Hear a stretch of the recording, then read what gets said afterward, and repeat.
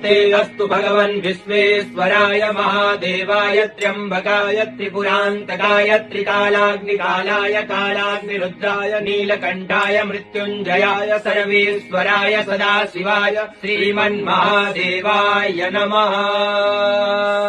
ॐ नमस्ते अस्तु भगवन् विश्वेश्वराय महादेवाय त्र्यम्बकाय त्रिपुरान्तकाय त्रिकालाग्निकालाय कालाग्निरुद्राय नीलकण्ठाय मृत्युञ्जयाय सर्वेश्वराय सदाशिवाय श्रीमन्महादेवाय नमः।